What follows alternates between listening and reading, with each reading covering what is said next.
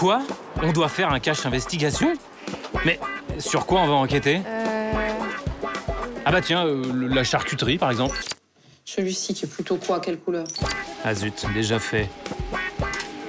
Pourquoi pas le poisson? J'ai fait quand même jeter les poissons sur la figure, là. Trop dangereux. Le fromage? J'y vais. Moi, je faisais ça quand j'étais petite. Voilà, exactement. Ouais, bah, moi, j'y arrive encore. Ouais. Allez, on continue à chercher. C'est moi, alors. Est-ce que vous pouvez me montrer ce que vous avez acheté? Des asperges. Elles sont belles, hein, les asperges, ouais. Persil plat. Ouais. Des courgettes, des oignons nouveaux, des pommes de terre nouvelles. Radis. Radis Ouais. Joli panier, là. Ouais, les légumes. C'est pas mal, les légumes. Hein? Pourquoi vous en achetez? Parce que j'aime ça déjà. C'est très sain. Enfin, je veux dire des banalités. Si, attendez, c'est intéressant. Madame a raison. Faudrait quelque chose de costaud. Genre trafic international.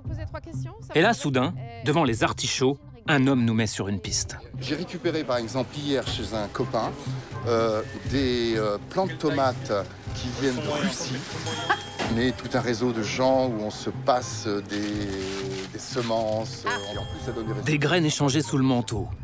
Un réseau clandestin. Manque plus qu'un bon vieux lobby. Il y a quelqu'un qui vend des graines d'ici. Il est menacé par les lobbies, je pense. Ah bon? Bah voilà, les semences, les graines, l'origine de tout ce qu'on mange. Ça y est, on la tient, notre idée d'enquête.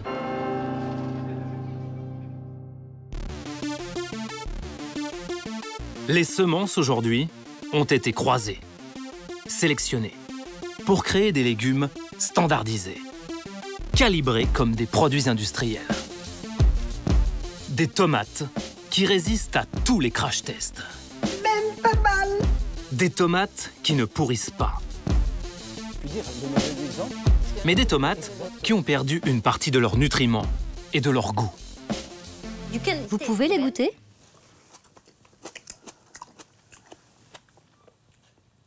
Aucun goût. Ces semences font la fortune du géant français Limagrain, 4e semencier mondial. Combien ça coûte un kilo de graines de tomates comme celle-là?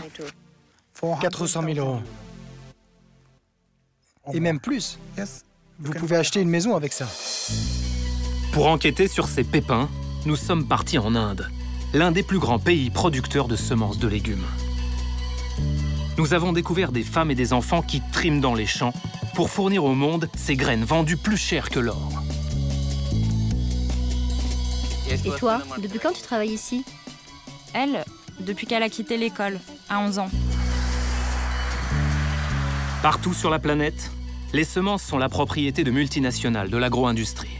De quel droit? Mais de quel droit ces gens-là ont pu s'approprier le vivant? Pour protéger ce business, le lobby des semenciers est prêt à tout, même à nous faire peur. Une semence non contrôlée pourrait donner un légume toxique susceptible de provoquer des intoxications. On se dit, waouh, ça fiche la trouille, ça. Oui. Ah oui? Et c'était votre volonté, en fait, de... Oui, bien sûr. Mais ce lobby se garde bien de nous dire que certaines de leurs semences pourraient avoir un impact sur notre santé. Comme le blé des baguettes et des pains de mie. On est passé d'un pain d'une très très bonne qualité nutritionnelle, qui était vraiment au service de la santé humaine, à un aliment qui ne vaut plus rien pour la santé. À force de modifier le blé, les scientifiques ont créé des gluten de moins en moins digestes, au point de rendre certains consommateurs malades. On peut dire qu'on a réussi à augmenter la force du gluten. Oui. Là, vous touchez le nœud central. Menaces pour la santé, perte de nutriments, privatisation du vivant. Cache Investigation vous révèle le grand hold-up des industriels sur nos fruits et légumes.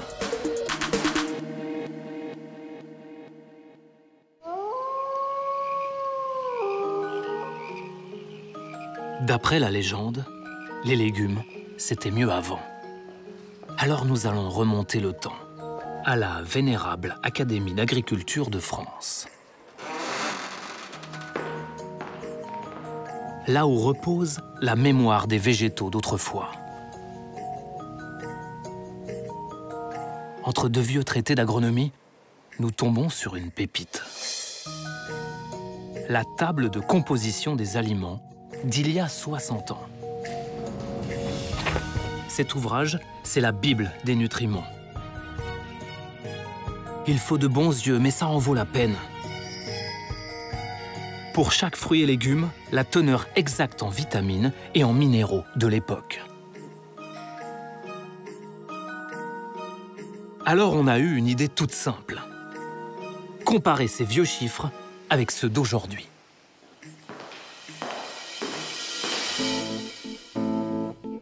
Fini la table austère sur papier. Les données sont désormais sur Internet. Le site SICAL est la base officielle gérée par l'ANSES, l'Agence nationale de sécurité sanitaire de l'alimentation. En comparant ces chiffres, nous découvrons un phénomène d'une ampleur méconnue. Les fruits et légumes se sont vidés d'une partie de leurs vitamines et minéraux. Tenez, les haricots verts par exemple. En 1960, ils contenaient 65 mg de calcium pour 100 grammes. En 2017, ils n'en ont plus que 48,5.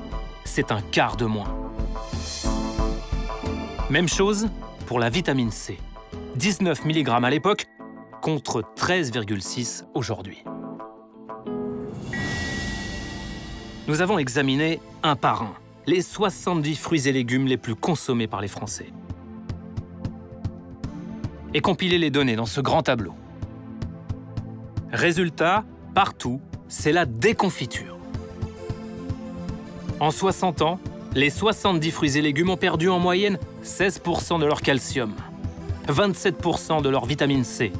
Quant au fer, c'est la chute libre, près de la moitié en moins. Des nutriments qui se font la malle, ça a dû forcément inquiéter les autorités sanitaires. Elles qui nous répètent depuis 10 ans le même conseil. Pour bien grandir, mange au moins 5 fruits et légumes par jour. On a donc demandé à l'ANSES si la baisse des nutriments les avait alertés. Allô? Allô, oui, bonjour. On n'a pas, si vous voulez, d'études sur l'évolution nutritionnelle des fruits et légumes, non. Peut-être pas d'intérêt tant que ça que d'aller comprendre comment évolue la composition des pommes, vous voyez. Il faudrait peut-être plutôt appeler l'INRA, en fait. Merci à vous. Au revoir. Bonne idée. Tiens, tentons l'INRA, l'institut public chargé de la recherche en agronomie. Sauf qu'à l'INRA, c'était pas quelque chose qu'on avait étudié dans le temps et qu'il n'y avait pas d'études depuis 50 ans. A priori, voilà. Ah bon? Rien à l'ANSES, rien à l'INRA. Aucune étude en France, donc, ça commence mal. Heureusement, un chercheur a planché sur le sujet. Et merci à Monsieur Davis que vous pouvez applaudir. Donald Davis arrive d'Austin, au Texas. Je suis venu vous parler d'un sujet important que la majorité des gens ignorent. Il s'agit de la chute des nutriments dans les aliments. Avec son look de gentleman farmer, Mr. Davis est un biochimiste réputé de l'Université du Texas. Et l'un des rares spécialistes au monde de la chute des nutriments dans les végétaux. Nous lui soumettons notre tableau comparatif. Cela ressemble aux chiffres que nous avons trouvés dans les bases de données anglaises et américaines. Aux États-Unis, Donald Davis a analysé l'évolution de 43 légumes entre 1950 et 1999. Je suis arrivé à la conclusion que ce déclin est lié en partie à la hausse du rendement. Plus le rendement augmente, moins il y a de nutriments dans les fruits. En France, nous n'avons trouvé aucun scientifique pour nous parler de cette baisse. Oui. C'est parce que c'est assez embarrassant pour eux. Ils ont toujours cherché à augmenter le rendement. Si la modernisation de l'agriculture avait donné plus de goût et de nutriments, on en aurait entendu parler beaucoup plus. Comment la course au rendement a-t-elle pu vider les fruits et légumes d'une partie de leurs nutriments? Parce que dans cette histoire, il y en a une qui a dégusté. Mange des tomates, mon amour. bonne mine, c'est plein de vitamines. Vitamine A, B, C, c'est bon pour la santé. Bah oui, la tomate, justement. Côté vitamine, elle fait vraiment grise mine. En 60 ans, elle a perdu 59% de vitamine C. Mange des tomates, mon amour. Au rayon légumes, la tomate, c'est la plus grosse vente. 850 000 tonnes par an. 15 fois plus que les haricots verts. Les 2/3 sont cultivés en France. Nous, forcément, on imagine mener notre enquête dans le sud, à la recherche de belles rouges qui s'épanouiraient nonchalamment sous le soleil.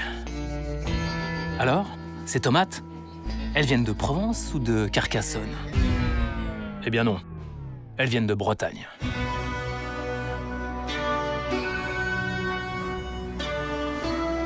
À l'origine, c'est plutôt la terre des choux, des patates et des artichauts.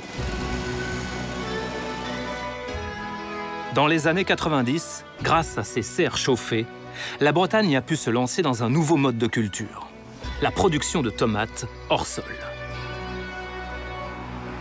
Les Bretons sont devenus les plus gros producteurs de France grâce à leur marque Savéole, Prince de Bretagne, Solaren ou Océane.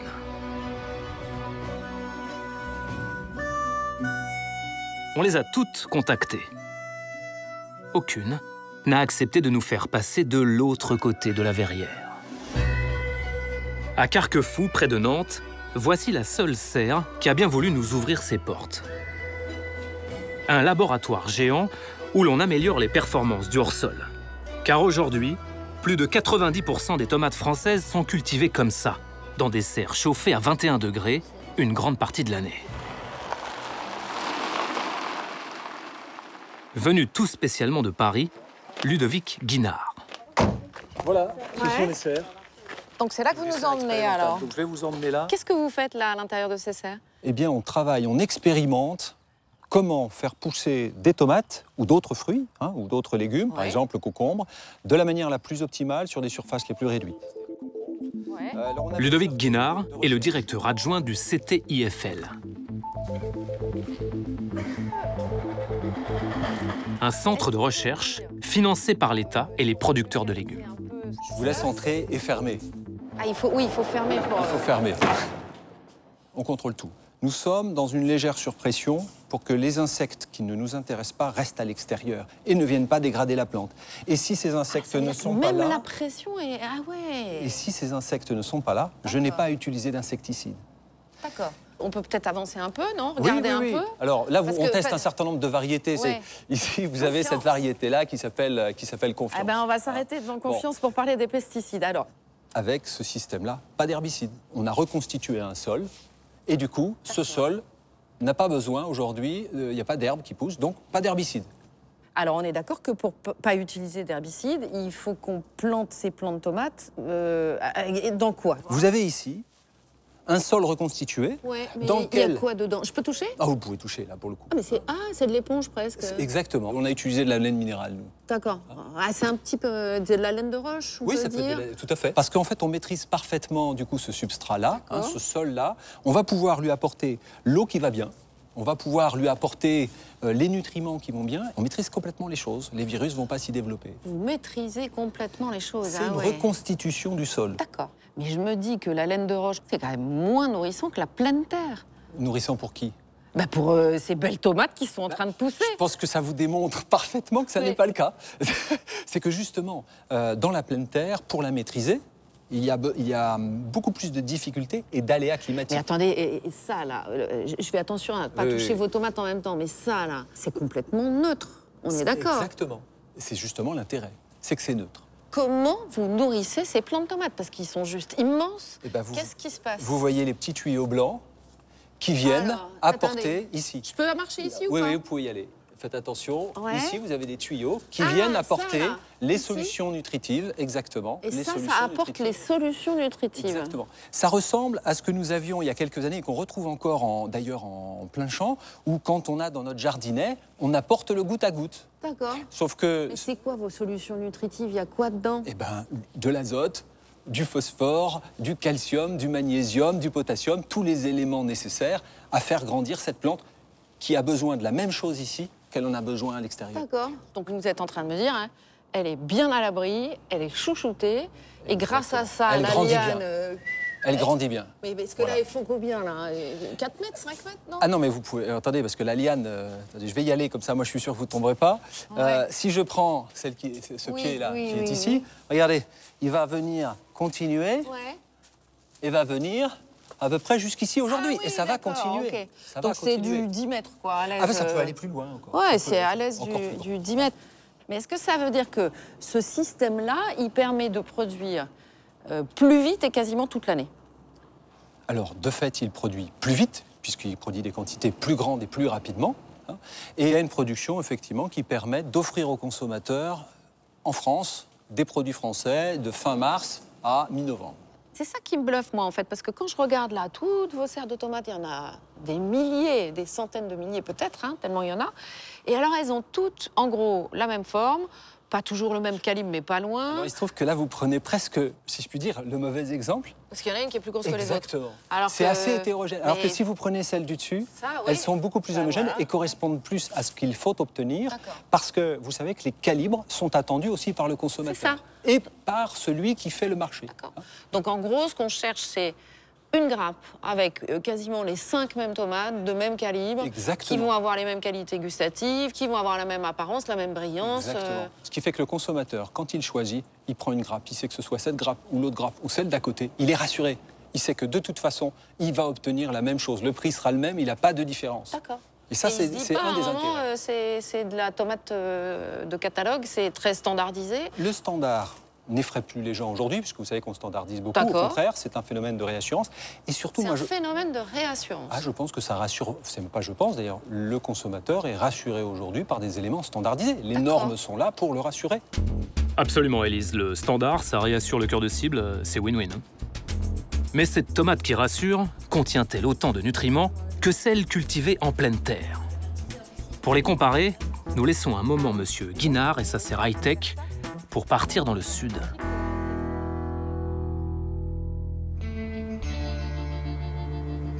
Près de Carcassonne, à Bellegarde du Razès.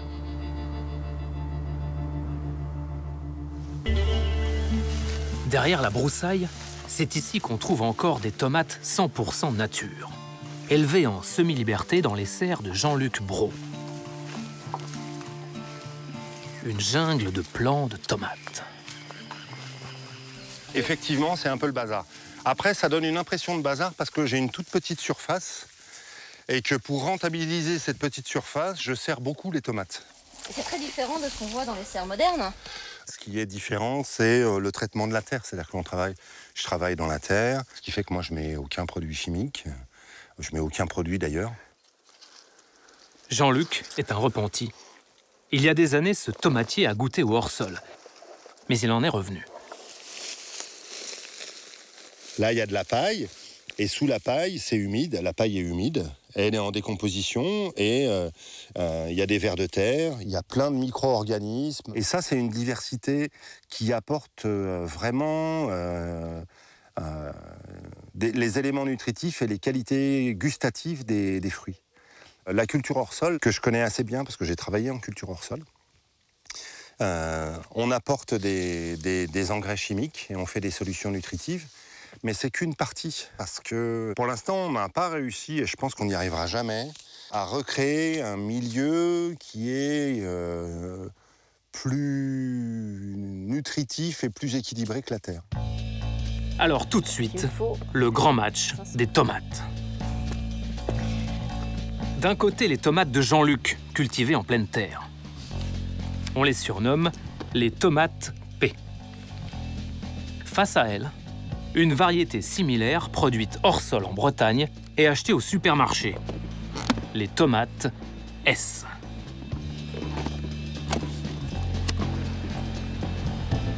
Pour les départager, nous les envoyons à un laboratoire agréé qui va mesurer leurs nutriments.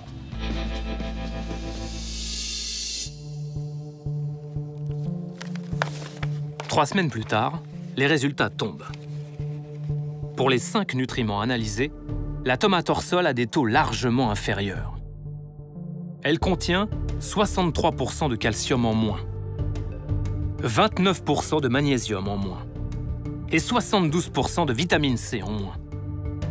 Quant au lycopène et au polyphénol, 2 antioxydants qui aident à lutter contre les maladies cardiovasculaires et les cancers, la hors-sol en contient 2 fois moins que la pleine terre. De tels écarts posent question. C'est le moment de faire appel à un spécialiste de la nutrition des plantes. Sylvain Chailloux a été chercheur à la prestigieuse école AgroParisTech. Pendant 30 ans, il a étudié l'impact du hors-sol sur les végétaux. Qu'est-ce qui fait que les tomates qui sont produites aujourd'hui en hors-sol sont moins bonnes en nutriments que les tomates qui poussent dans la terre? Alors, pour moi, il y a plusieurs facteurs. Le premier d'entre eux, c'est que la plante a de l'eau en quantité, elle ne souffre jamais de sécheresse, elle va pousser extrêmement rapidement, mais absorber aussi beaucoup d'eau. Donc, incontestablement, la quantité de calcium, de magnésium, de vitamine C est diluée dans l'eau. En hors-sol, la plante serait donc trop chouchoutée. Ça vous semble absurde? Alors mettez-vous quelques instants dans la peau d'une tomate. Bien hydratée. Bien chauffée. Vous la coulez douce. Et ça, c'est vraiment pas bon pour vous. Car pour fabriquer des nutriments, il faut vous stresser. Bonjour, c'est Élise Lucet, Cache Investigation.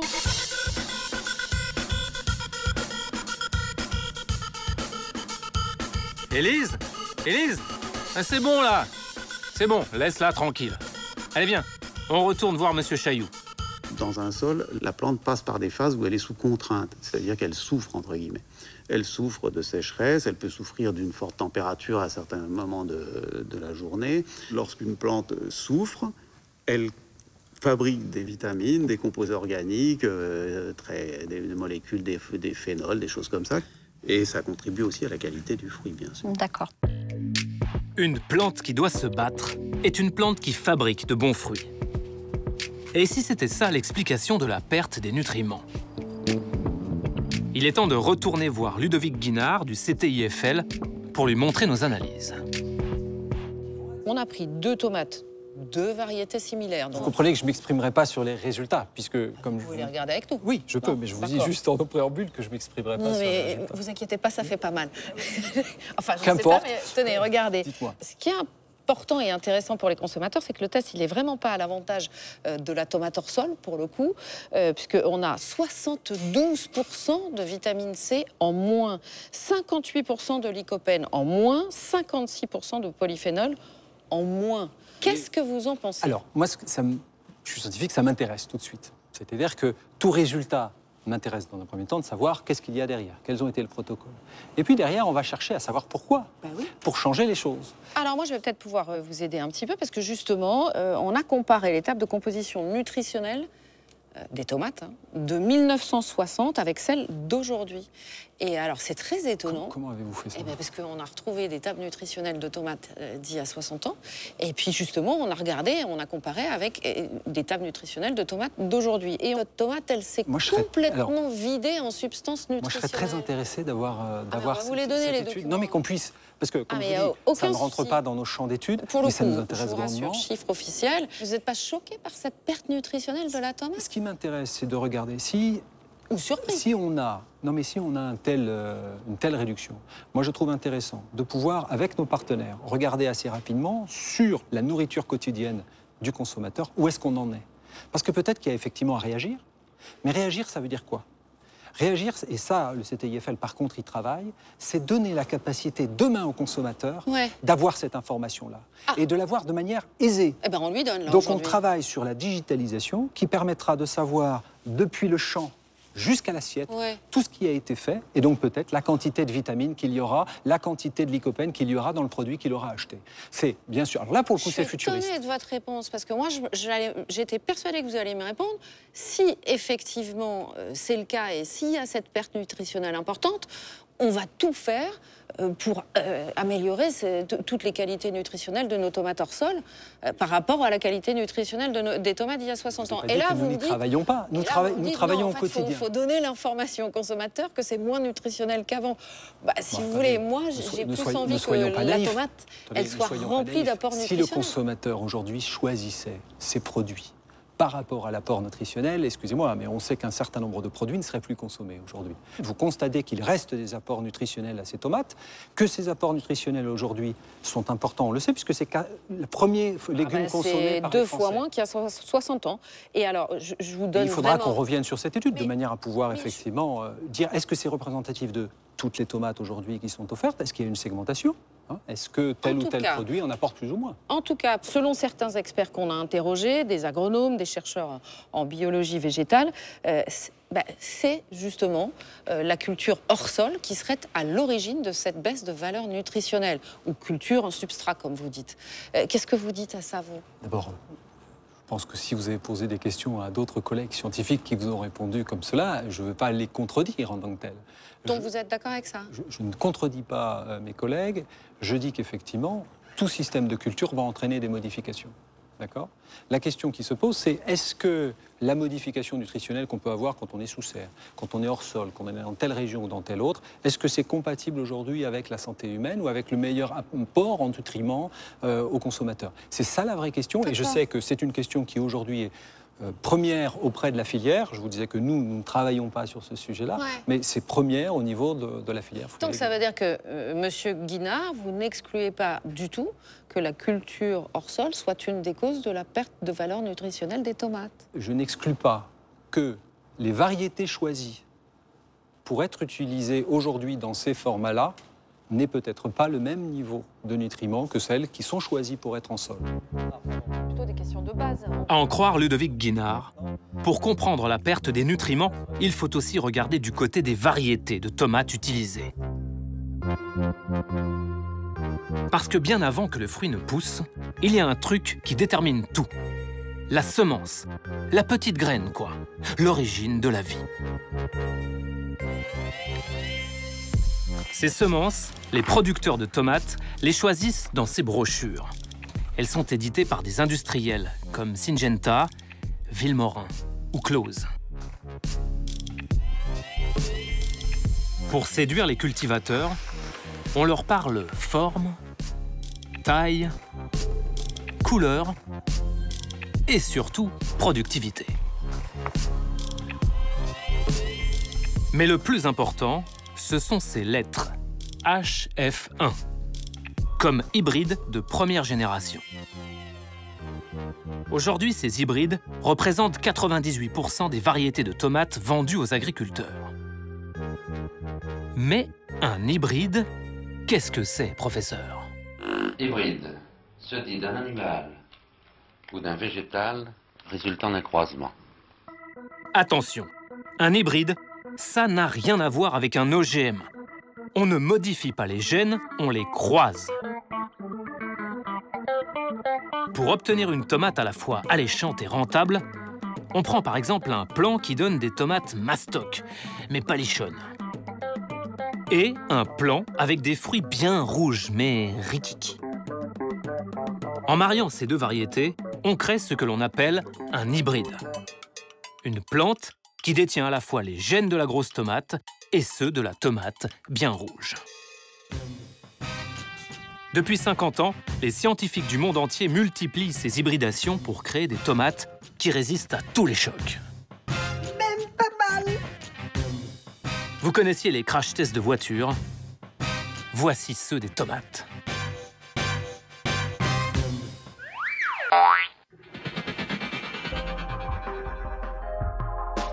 Dans les années 80, ces tomates de laboratoire envahissent le marché. Mais il reste un problème que personne ne parvient à résoudre. La tomate s'abîme vite. Jusqu'au jour où des scientifiques inventent la tomate éternelle.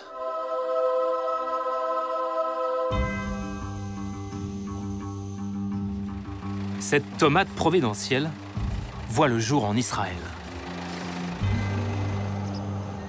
Depuis 70 ans, ce pays fait des miracles en agriculture. Il réussit à faire pousser des fruits et des légumes en plein désert.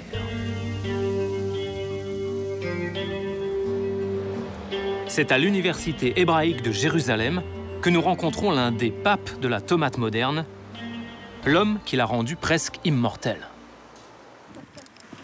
Bonjour, ravi de vous rencontrer. Chaim Rabinovitch, un homme à l'air jovial.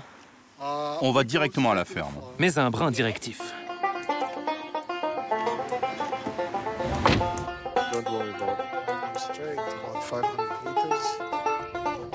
Attention. Attention. Stop. Feu rouge. Attendez. Maintenant. Allez. Tout droit, tout droit. À quelle vitesse vous roulez? En troisième, oui. Ne restez pas en troisième, mettez la seconde. Alors c'est bon? Vous lui donnez son permis? Non, encore une leçon. C'est une blague. Une poigne de fer, mais une main toujours aussi verte. À 79 ans, le professeur Rabinovitch continue de mettre au point les hybrides de demain. C'est dans cette serre que nous faisons les croisements. Toutes les plantes sont différentes. Celle-là, par exemple, est plus vigoureuse que celle-là. Et encore plus que celle-là. C'est en exploitant ces différences qu'on peut créer des tomates qui seront meilleures que celles qui existent déjà. Pour obtenir ces tomates hybrides, il faut croiser deux plants en mettant le pollen de l'un sur la fleur de l'autre. Voilà comment on extrait le pollen. On ne prend que les fleurs ouvertes. On appelle cet outil l'abeille artificielle. Vous savez ce que c'est? C'est une brosse à dents électrique. On a juste enlevé la brosse et on a rajouté un crochet. Vous voyez dans le fond? Vous voyez cette poussière jaune? Après, il faut choisir un autre plant et polliniser sa fleur. Combien de croisements vous faites pour avoir un hybride à la fin? Pour avoir un hybride qu'on peut commercialiser, environ 400. 400 comme ça? 400 chaque année. Parfois, vous avez un résultat au bout de 3 ans. Donc ce chiffre peut monter très haut. Et c'est ainsi qu'après des années de travail et des milliers de croisements à la brosse à dents, Chaim Rabinovitch et ses collègues de l'université ont donné naissance à la tomate éternelle. Cette invention a révolutionné le marché mondial. Pourquoi vous avez inventé la tomate longue durée? Parce qu'on perdait 40% de la récolte. Avant notre invention, les tomates se conservaient 2 jours, 3 jours, 4 jours maximum. Quand on voulait les exporter vers l'Europe, on était obligé de les envoyer par avion. Si on les avait envoyés par bateau jusqu'à Marseille, les tomates seraient arrivées pourries et personne n'en aurait voulu. Pour allonger sa durée de vie, le professeur a dû défier les lois de la nature. Le but d'une tomate est de disséminer ses graines pour se reproduire. Donc, quand les graines sont mûres, la tomate tombe, percute le sol, explose, et tout le jus est projeté le plus loin possible de la plante pour conquérir le maximum de territoire autour. Mais nous, les humains, nous ne voulons pas de ça. C'est une caractéristique indésirable. Alors nous avons utilisé une anomalie génétique naturelle qui a apporté une solution. Voici l'idée des chercheurs israéliens. Ils ont croisé un plant de tomate classique, qui pourrit en 3 jours, avec un plant qui comporte une anomalie génétique naturelle, un gène qui bloque le mûrissement du fruit. Ils ont ainsi obtenu un hybride longue durée, une tomate qui, une fois cueillie, se dégrade beaucoup plus lentement. Nous avons mené une expérience maison. D'un côté, un fruit hybride et sa plastique, impeccable. De l'autre, une tomate paysanne qui n'a pas subi d'hybridation, avec sa robe tachetée de jaune et ses petites imperfections. Il ne nous reste plus qu'à attendre. Au bout de 3 jours, les 2 tomates sont encore tout à fait présentables. Mais après une semaine, la paysanne est devenue invendable à cause de ses petites marques noires. Au bout de 15 jours, elle commence même à moisir. Et l'hybride, alors? Imperturbable. En 2 semaines, elle n'a pas pris une ride.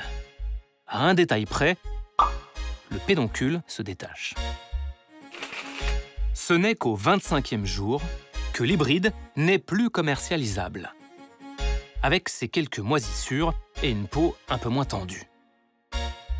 Sans l'hybridation, elle aurait ressemblé à ça. Sa durée de vie commerciale est donc passée de 3 jours à près de 3 semaines. Mais comme tout pacte pour la jeunesse éternelle, il y a un prix à payer. Vous pouvez les goûter?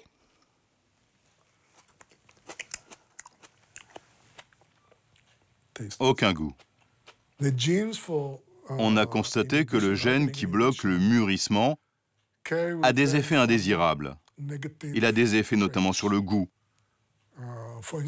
Il détériore le goût. Il y a aussi moins de nutriments? Je ne sais pas, parce qu'on ne l'a pas mesuré à l'époque. Ce n'est que plus tard, au début des années 2000, que nous avons commencé à nous intéresser à la qualité des fruits. J'ai même proposé un projet à plusieurs entreprises. Je lui avais donné un nom, la tomate ACE, comme vitamine A, C et E. Et je leur ai dit, ce seront des tomates meilleures pour la santé. Mais on ne les trouve pas au supermarché, ces variétés. Non, parce que les industriels s'en fichent. Ce qu'on ne vous a pas dit, c'est que Chaim Rabinovitch travaille pour les poids lourds de la semence, comme l'entreprise Azera. Elle a gagné des millions grâce à la tomate longue durée. Cette société israélienne a été rachetée en 2003 par un groupe français, Limagrain. Vous connaissez sûrement ces marques. Villemorin, le leader des graines de jardin. Villemorin, c'est pour ça qu'on s'aime. Mais aussi Jacquet, le 2e plus gros fabricant de pain de mie de France. Jacquet, j'aime, il s'aime. Un petit jeu de mots pour un énorme business, la vente de semences. Avec 2,5 milliards d'euros de chiffre d'affaires, Limagrain, c'est une grosse légume. Le groupe est devenu le numéro 2 mondial de la graine de tomate grâce à Azera. Et c'est en plein désert du Negev, au milieu de nulle part, qu'Azera expérimente ces nouvelles variétés. Pour nous recevoir, elle a dépêché le responsable mondial du département tomates et la chef du service communication. Ça, c'est pour vous, et vous devez aussi mettre les surchaussures. C'est notre protocole sanitaire.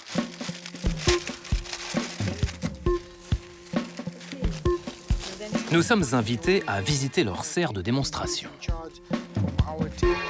Une sorte de showroom avec 120 variétés marquetées jusqu'au bout du pédoncule. Je vais vous montrer une tomate qu'on appelle Lamia. Elle est très célèbre en Turquie grâce à sa partie verte, qui a la forme d'une moustache. Une tomate à moustache pour le marché turc? Malin, Limagrain. Vous avez identifié un gène pour la moustache? Oui, oui. Donc vous voyez, elle a une très belle couleur, elle est très ferme. Elle est de la famille des tomates de longue durée. Donc ça veut dire qu'elle a le gène qui bloque la maturation. Oui, oui, elle l'a, oui. Quel est le pourcentage de vos variétés qui contiennent ce gène? Je n'ai pas calculé, mais je dirais 50-50. Mais ce gène détériore le goût. Oui, c'est vrai. Pendant longtemps, cela avait cet effet-là. Mais maintenant, nous avons réussi à redonner du goût aux tomates. Et Yaron Giras veut nous le prouver. Selon lui, désormais, là où il y a ce gène, il peut aussi y avoir du plaisir. Vous aimez les tomates? Tout le monde n'aime pas les tomates. C'est parti pour la tomate à moustache. Le goût, ça passe.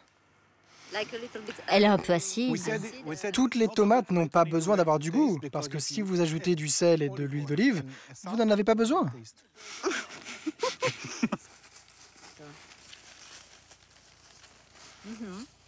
Je vous le dis, je sais ce que c'est une tomate. Celle-là, ça va. Il y a pire. Pour le marché turc, ça, c'est suffisant. Maintenant, je vais vous montrer une tomate et vous allez dire « Waouh ». Alors, tout de suite, en exclusivité, Limagrin présente sa meilleure tomate. Je voudrais que vous goûtiez la Maggi. Elle est spéciale. Je voudrais que vous sentiez la différence. Bon, là, honnêtement, on se demande comment dire au sympathique Yaron que sa meilleure tomate, elle n'est pas terrible. C'est pas flagrant? What do you think? Oui, c'est un peu différent, mais pas aussi bon que ce que j'aurais aimé. Mais c'est le début de la saison. La culture vient de commencer. Ah oui, d'accord, oui. Pour le goût, on repassera. Et les nutriments, alors? Ce que nous cherchons avant tout, c'est qu'elles aient une belle couleur, de la fermeté et du goût. On ne regarde pas les nutriments. Ce n'est pas un enjeu économique pour nous. Les vitamines et les minéraux des tomates n'intéresseraient pas les ingénieurs d'Azera. Et c'est dommage. Car il y aurait un lien avec le goût, selon Donald Davis, le spécialiste de la chute des nutriments. Il y a un lien entre le goût et les nutriments. C'est une étude publiée par le professeur Klee de l'Université de Floride qui montre que dans la tomate, presque tous les composés importants du goût sont dérivés de nutriments essentiels. Si vous mangez une tomate qui a bon goût, on peut en déduire qu'elle a une bonne teneur en nutriments. Les variétés hybrides seraient donc aussi responsables de la perte des nutriments. Chez Limagrin, propriétaire d'Azera et numéro 2 mondial des semences de tomates, on en pense quoi?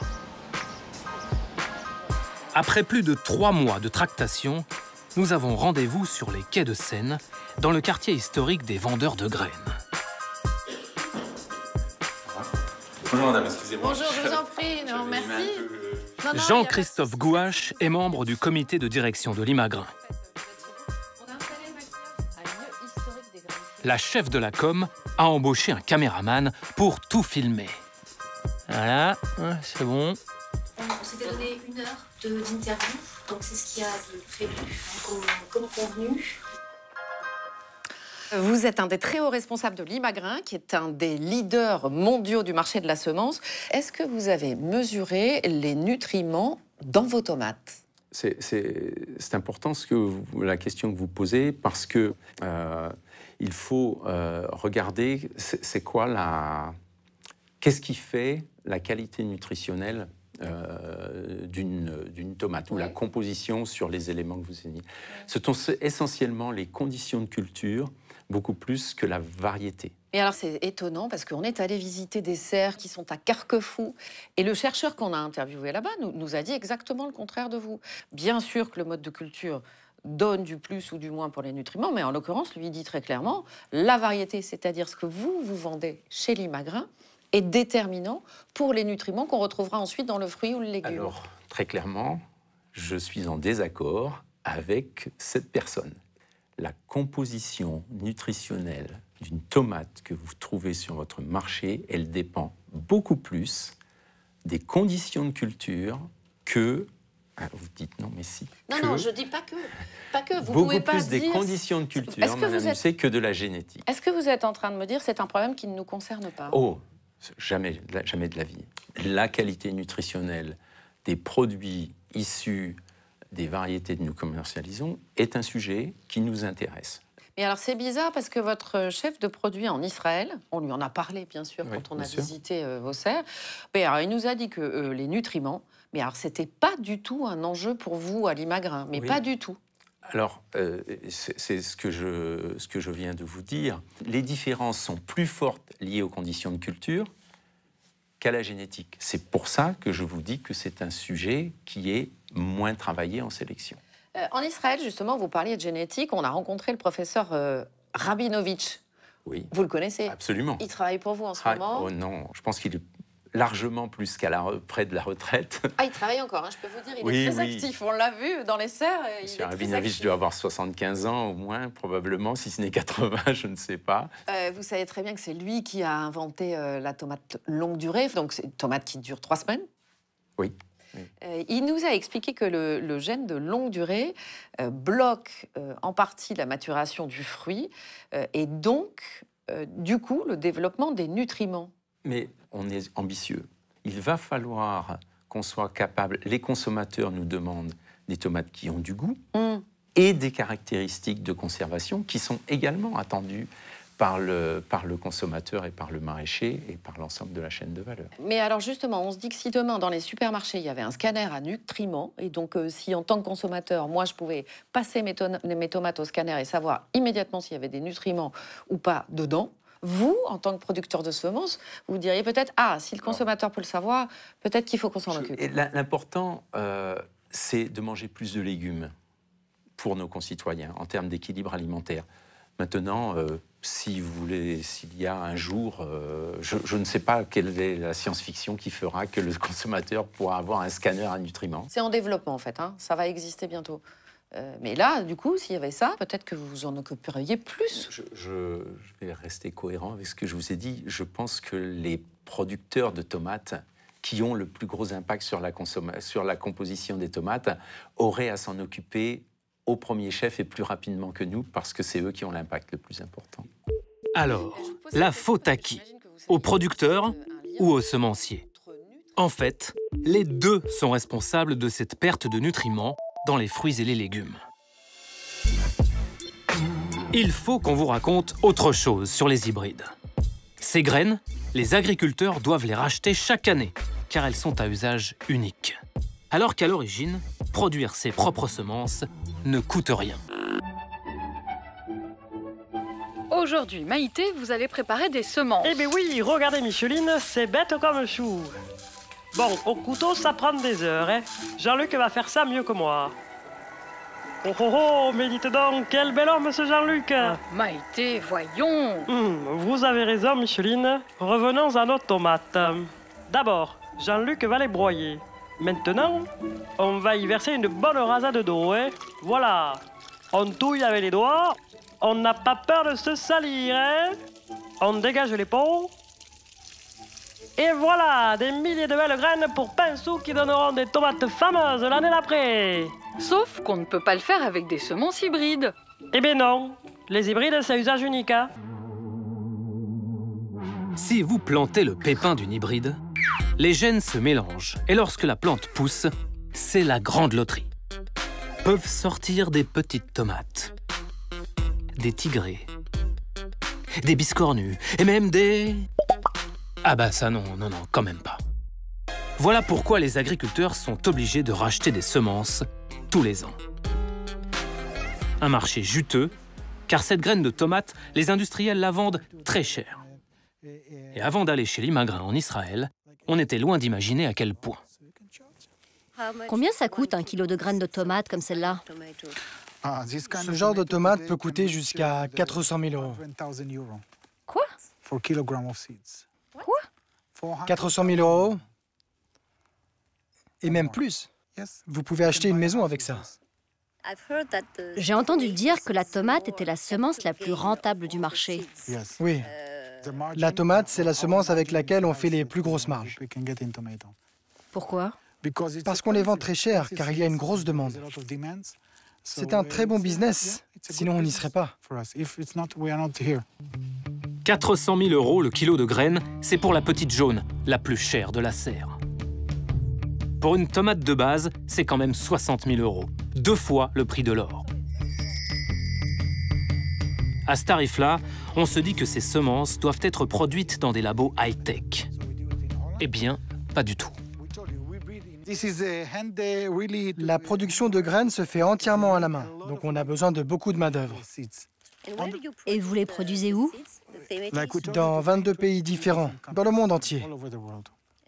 Dans quel pays, par exemple? En Israël, en Thaïlande, au Chili, en Espagne, en Inde, dans beaucoup de pays. Des semences vendues à prix d'or et produites à la main dans des pays où le travail n'est pas cher. Vous allez comprendre pourquoi le marché mondial de la graine de tomate est sacrément rentable. La piste de la tomate française nous emmène en Inde. Ce qui nous a décidé à prendre l'avion, c'est ce rapport avec cette fillette en couverture. Soiled Seeds, les semences sales, commandées par une ONG néerlandaise. En 2015, dans le secteur de la semence, 16% des travailleurs qui produisent des graines de légumes sont des enfants de moins de 14 ans.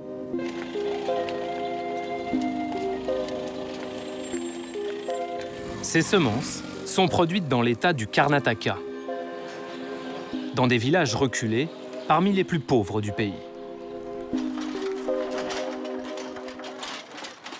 Ici, le climat est doux pour les légumes.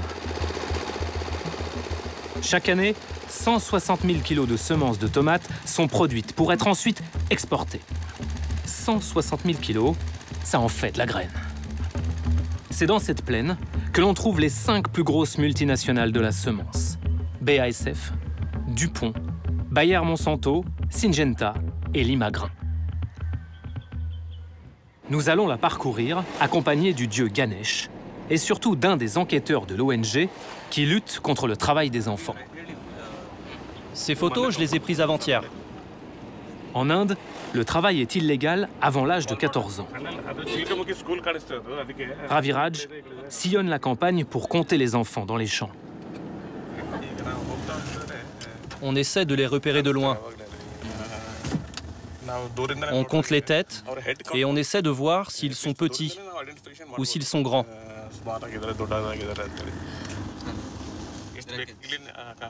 À droite, là. Là, ils sont en train d'extraire des graines de pastèque. Avec notre traducteur, nous nous approchons de ces enfants. Ces fillettes creusent les pastèques depuis plusieurs heures pour en extraire les pépins. Il fait 30 degrés à l'ombre.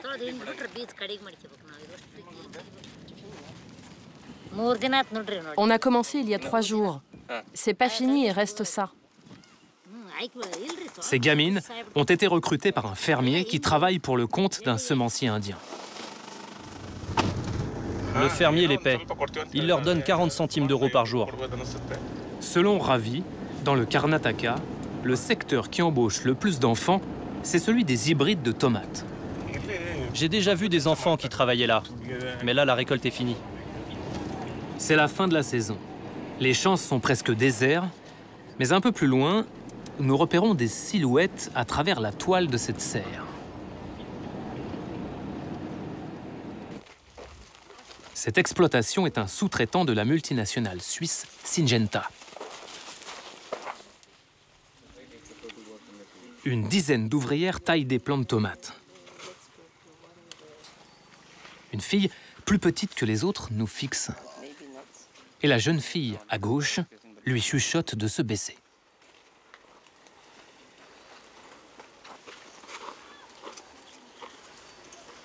Tu as été à l'école jusqu'à quel âge? Jusqu'en CM2. Et maintenant, tu vas plus à l'école? Non. Tu as quel âge? Elle a 17 ans. Et toi? J'ai 18 ans. Et pourquoi tu vas pas à l'école, toi? Il n'y en a pas ici. L'école ne va que jusqu'en CM2. Depuis combien de temps tu travailles? Depuis 3 ans. Mais elle a commencé avant moi. Tu as changé de compagnie ou c'est toujours la même? C'est toujours la même. Et toi, depuis quand tu travailles ici? Elle, depuis qu'elle a quitté l'école, à 11 ans. Cette jeune personne aurait 17 ans. Notre traducteur a du mal à y croire. Je ne pense pas qu'elle ait 17 ans. En la regardant, on voit bien qu'elle est beaucoup plus jeune, qu'elle essaye de se cacher. Dans le Karnataka, 800 fermes sont en contrat avec Syngenta. C'est le plus gros donneur d'ordre étranger. Évidemment, on a demandé à la multinationale suisse ce qu'elle pensait du travail des enfants. Et en guise de réponse, une belle déclaration de principe. Syngenta se conforme à toutes les lois du travail. Le programme de travail équitable Syngenta promeut des conditions de travail décentes et s'attaque également au travail des enfants. Autant pour nous. On a dû rêver. Pourquoi des enfants sont-ils recrutés par les fermiers qui travaillent pour les grands semenciers? Un homme a la réponse. L'auteur du rapport Soiled Seeds, le docteur Davuluri Venkatesvarlu. Il est l'un des meilleurs connaisseurs du travail des enfants en Inde. Ce chercheur indépendant enquête depuis 15 ans sur le secteur de la production des graines hybrides. Les fermiers préfèrent embaucher des enfants car ils peuvent répéter le même geste plus rapidement que les adultes. Et en plus, ils sont plus obéissants. Du coup, 2 enfants peuvent faire le travail de 3 adultes. C'est le genre de calcul que les fermiers font. Selon ce chercheur, les fermiers rogneraient sur les salaires pour une raison simple, le faible prix fixé par les multinationales. Les fermiers essaient de survivre. Ils ont beaucoup de mal à gagner de l'argent. S'ils paient plus leurs travailleurs, ils risquent d'avoir des marges faibles et de gagner très peu, voire de ne rien gagner du tout. Le combat de Davuluri Venkatesvarlu commence à porter ses fruits. La part des enfants de moins de 14 ans chez les ouvriers de la semence a diminué de 16 à 10%. Mais une autre partie de la population continuerait à être exploitée. En parcourant le Karnataka, nous allons faire une nouvelle découverte. Dans les champs de semences de tomates, nous ne croisons que des femmes. On va comprendre pourquoi en visitant l'exploitation de Shaman Gouda Doda Gouda.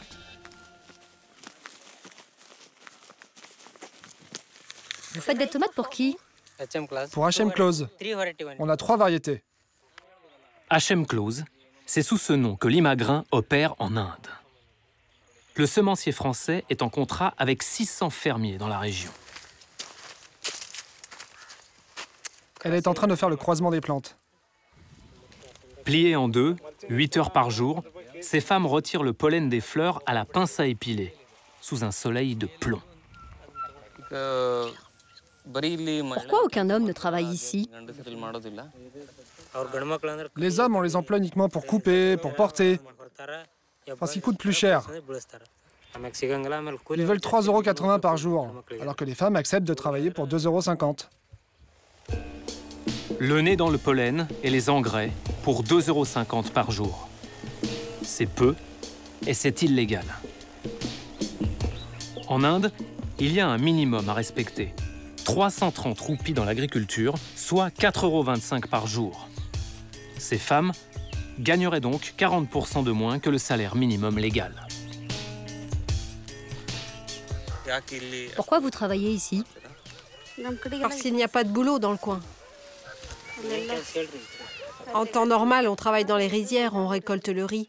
Mais en ce moment, il n'y a pas de travail. À part la pollinisation, il n'y a rien d'autre. Et vous trouvez ça dur comme travail? Oui, j'ai mal aux yeux parce qu'on est très concentré et j'ai mal au dos aussi. Oui, c'est un travail pénible, mais nous, il faut bien qu'on gagne notre vie aussi. Nous, on est payé par kilo. On nous donne 102 € par kilo de graines de tomates. Si on gagnait 26 € de plus, on pourrait payer ce que les femmes demandent et on resterait rentable. Des fermiers qui se disent forcés d'enfreindre la loi parce qu'il leur manquerait 26 € par kilo quand Limagrain vend en Europe le kilo de semences à 60 000 € en moyenne. Les responsables locaux de Limagrain sont-ils au courant de ces pratiques illégales?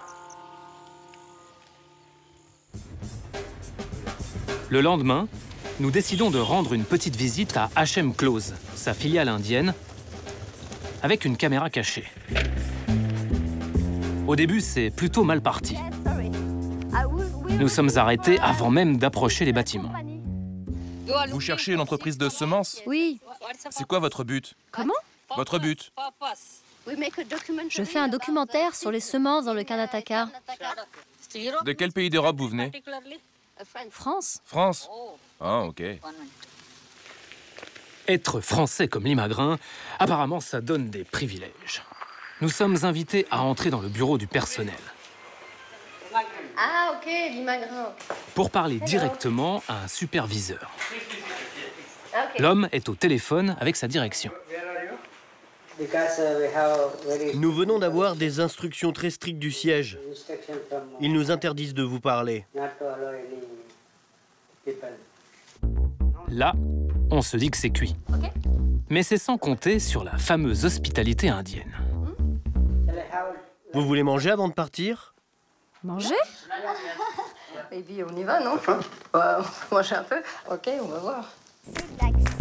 On vous avoue, on n'a pas osé dire non. D'autant que ça nous a permis d'entrer sur le site de stockage. Là où les semences produites par les fermiers indiens sont séchées avant d'être exportées. S'il vous plaît, asseyez-vous.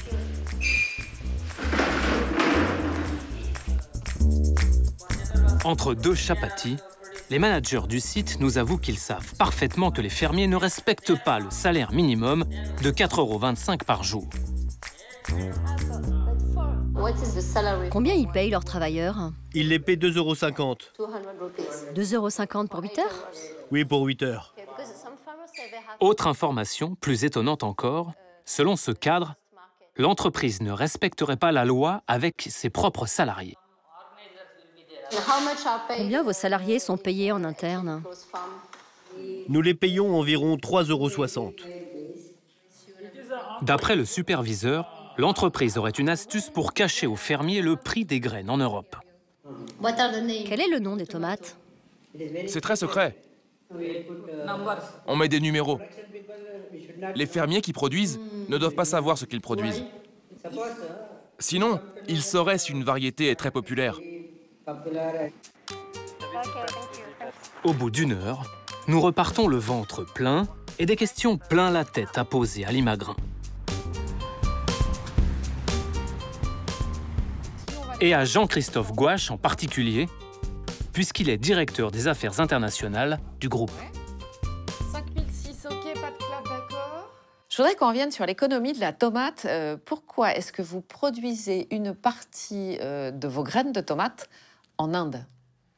Alors, nous produisons une petite partie de nos graines de tomates en Inde. Je pense que c'est moins de 10%. Je suis même certain, la production de semences en Inde, c'est moins de 10% de nos besoins. Alors, est-ce que vous connaissez le rapport qui s'appelle Soiled Seeds? Il est ici. Oui. Ouais, il a donc été rédigé en 2015 sur le travail des enfants et l'exploitation des femmes. Et alors ici, vous allez voir, page 6, donc je vous le montre là, la part des enfants de moins de 14 ans varie entre 10,5 et 16,3%, donc de tous les gens qui travaillent, notamment dans les fermes de Limagrain. La première chose que je souhaite vous dire, affirmer haut et fort, il n'y a pas de travail des enfants sur les sites de Limagrain. Mais chez vos sous-traitants, chez vos sous-traitants qui travaillent pour Limagrain en Inde, est-ce que vous nous affirmez qu'il n'y a pas de travail d'enfants? Nous sommes passés de ces 10 à 15%, et ce n'est pas parfait, à moins de 1%. Et donc toutes les mesures ont été prises. Lesquelles? Des mesures contractuelles, ouais, d'interdiction du travail des enfants, tout un travail de formation et d'éducation, de sensibilisation, et ensuite allant jusqu'à des sanctions pour être certain autant que faire se peut que le travail des enfants n'existe pas. Autant que faire se peut. Le travail des enfants, Madame Lucet, c'est trop sérieux ce sujet-là. Non, mais c'est très sérieux, c'est pour ça qu'on vous pose des questions. Une tolérance zéro, Madame Lucet. Est-ce que nous pouvons, dans un territoire comme l'Inde, avoir toutes les certitudes? Probablement non. Mais la détermination, elle est sans faille, Madame Lucet. Dans les femmes qui travaillent pour vous et que nous avons visitées, on a vu que seules les femmes s'occupent d'une étape très précise, qui est l'étape de la pollinisation, parce que c'est une étape extrêmement délicate, et elles sont toutes payées en dessous du minimum légal, c'est-à-dire 2,50 € par jour contre 4,25 € le salaire minimum. Un commentaire? Je ne peux pas être d'accord avec ce commentaire. L'imagrin... Avec ce chiffre? Absolument. Mais on l'a vu sur le terrain? Non. Ah si? Non. Ça nous a été confirmé. Pardonnez-moi, Monsieur Gouache, je me permets de vous couper 2 secondes pour que vous sachiez d'où je source ces informations. Oui. Ça nous a été confirmé par le responsable local de l'Imagrin sur place. Donc, c'est pas un chiffre qui sort de nulle part. Ce n'est pas possible. La responsabilité que nous avons vis-à-vis des agriculteurs, c'est d'être certain que l'ensemble de ces sous-traitants et de ces agriculteurs soient rémunérés pour pouvoir payer leurs salariés. Nous ne pouvons pas contrôler les fiches de paye des salariés. La réalité, c'est que votre responsable de l'Imagrin, donc qui est votre représentant sur place, est totalement au courant de cette pratique. Non, je m'inscris en faux sur cette réalité. Maintenant, je suis certain de notre engagement, Madame Lucet. Parce que moi, je vais vous dire autre chose. Vous vous dites, mais les salariés de l'Imagrin, ils sont payés au salaire légal, en Inde. Minimum légal, je vous le rappelle, 4,25 € par jour. En Inde, d'accord. Les salariés de l'Imagrin, ils sont payés 3,60 €. Et ça nous a été confirmé par un responsable de l'Imagrin. Non, madame. Mais c'est la réalité. Non, la réalité, c'est que nous... alors, je n'ai pas je ne sais pas quel taux de change vous appliquez en parlant en euros. Non, mais pardonnez-moi, là, on ne va pas jouer là-dessus. Parlons du salaire minimum. Parce que franchement, quand on a un salaire à moins 40%, le taux de change, il n'a rien à voir avec. Non. Peu importe les salariés de l'Imagrin, partout où nous opérons, sont payés au minimum légal ou au-dessus du minimum légal. Vous êtes allé en Inde dernièrement? Je suis allé en Inde plusieurs fois. Mais dernièrement? Non, c'est pas dans mes fonctions aujourd'hui d'aller en Inde. Parce que nous, on y allait dernièrement et c'est les chiffres sur le terrain pour le coup. La réalité de terrain, Madame Lucet, nous la connaissons. Je m'inscris en faux sur cette affirmation. Monsieur Gouache, il y a une réalité avec laquelle peut-être vous serez d'accord. Échapper à ces hybrides, produits partout sur la planète, c'est quasi impossible aujourd'hui. Car dans le business des semences, les clients sont pieds et poings liés. Les agriculteurs d'abord, mais aussi les jardiniers du dimanche. Eh oui, vous là-bas. Vous croyez échapper au système avec vos tomates maison? Eh bien non. Souvent, ce sont des hybrides. Car les multinationales ont privatisé la nature. Voilà comment. Selon la loi, pour avoir le droit de vendre une semence, une entreprise doit l'inscrire dans un catalogue. Le catalogue officiel des espèces et variétés de plantes cultivées en France. Cette année, il compte 8353 variétés. Une bien belle diversité en apparence. Par exemple, quand on tape « melon » dans la barre de recherche, on trouve 289 noms de variétés, comme Caradoc ou Escobar. Mais en faisant nos calculs, nous nous rendons compte que 91% sont des hybrides de moins de 25 ans.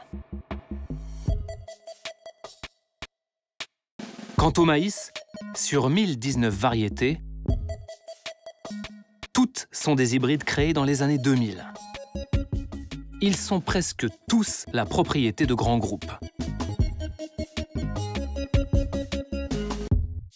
Et c'est pareil à l'échelle planétaire.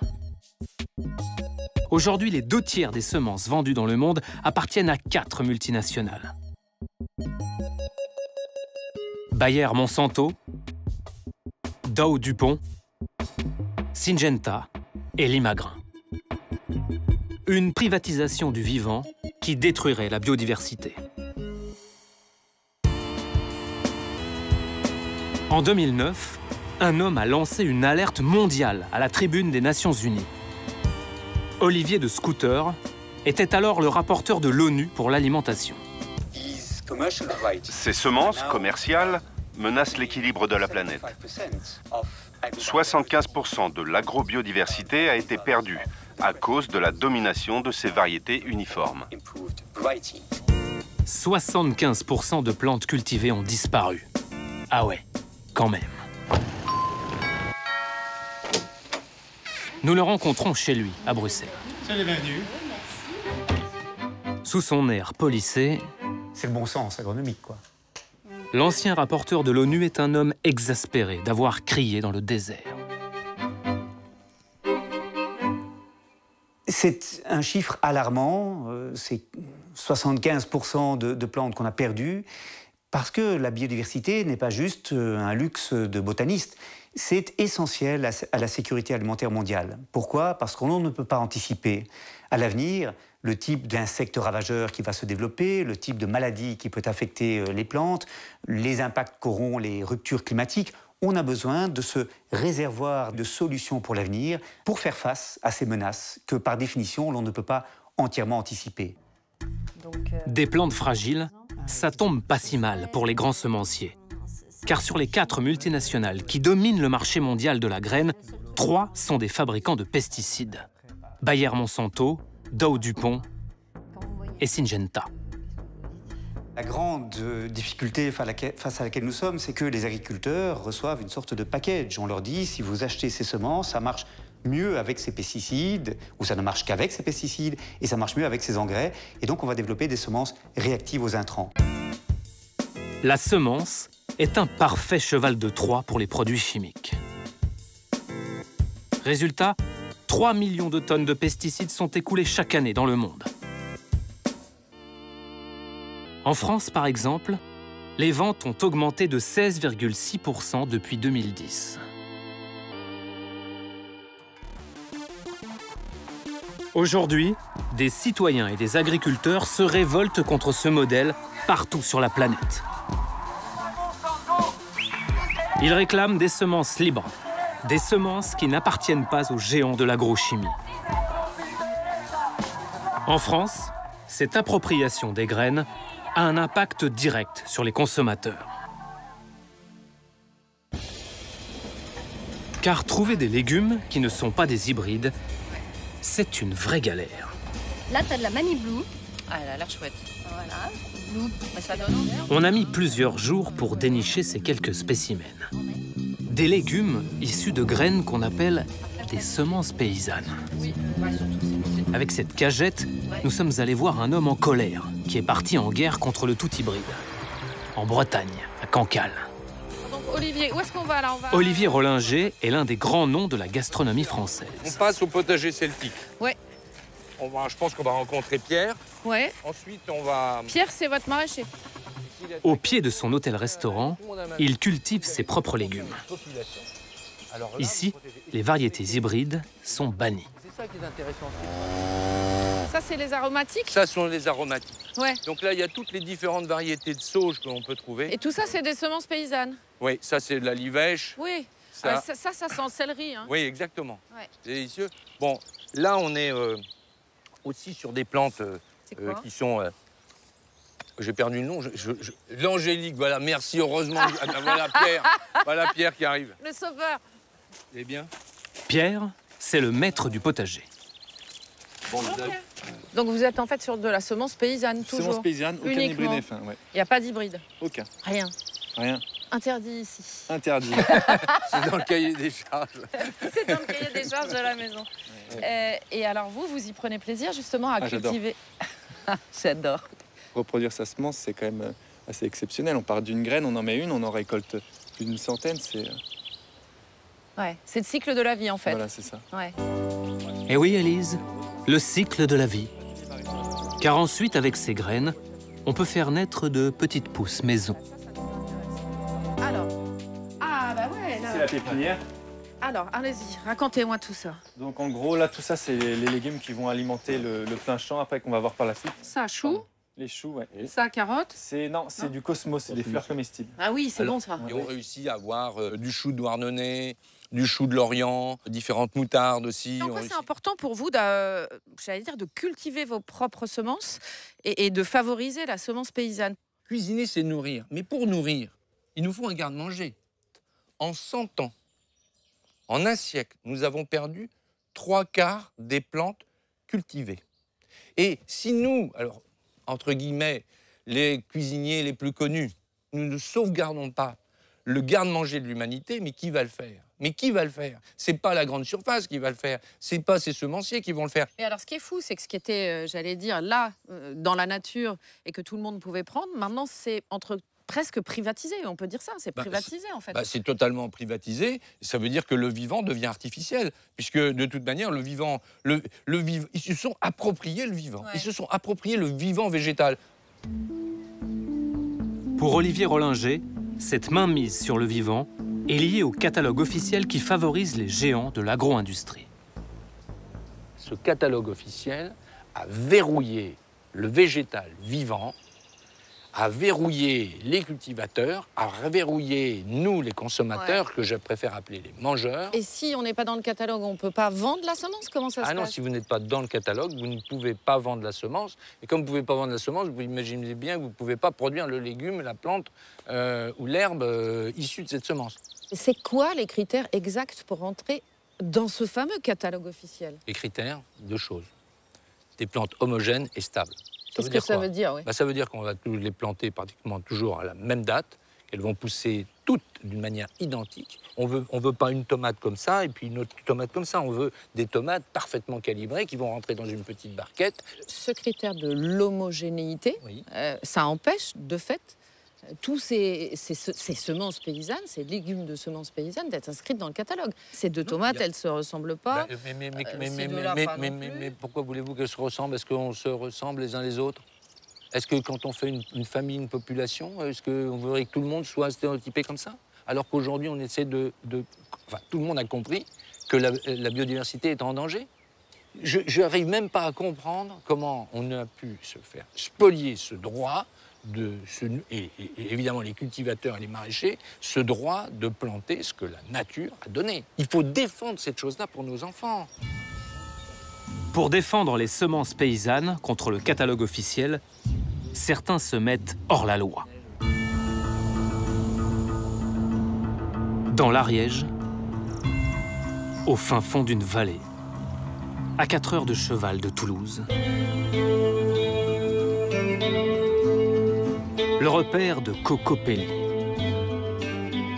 L'homme à abattre pour les semenciers, c'est lui, Ananda Guillet. C'est même difficile de faire la liste de toutes les pressions, que ce soit des pressions juridiques, des pressions financières, des pressions morales qu'on a subies au niveau de l'équipe de Cocopelli et familialement, parce que l'association est une association à la base familiale. Voilà, mais ça va des RG aux menaces au coin d'un salon ou sous diverses formes, aux menaces publiques quasiment, et voilà, aux pressions juridiques, etc. Mais ça fait partie du jeu. Depuis 15 ans, Cocopelli est sous le feu des procès. De gros soucis juridiques pour ces petites graines. Des paquets de quelques grammes que Cocopelli vend à des jardiniers amateurs. C'est illégal, car ces semences paysannes ne sont pas inscrites au catalogue officiel. Un acte de résistance pour sauvegarder 2400 légumes rares, comme la côte de blettes orange ou le concombre Punakira. Mais ce qui déplaît surtout aux grands semenciers, c'est que ces variétés, contrairement aux hybrides, peuvent se replanter. En fait, la nature, elle commet un incroyable blasphème dans nos civilisations mercantiles, elle se reproduit gratuitement, et ça, c'est terrible. Une graine de laitue, quand vous la laissez monter à graines, elle va vous donner entre 8000 et 12 000 graines. Donc on passe de 1 à 8 ou 12 000 en une saison. Donc c'est un pouvoir multiplicateur qui est juste... qui est juste infini, quasiment. C'est tout sauf rentable. C'est ce concept-là qui les dérange. Face à Cocopelli, il y a un lobby très influent, inconnu du grand public. Le GNIS, Groupement National Interprofessionnel des Semences.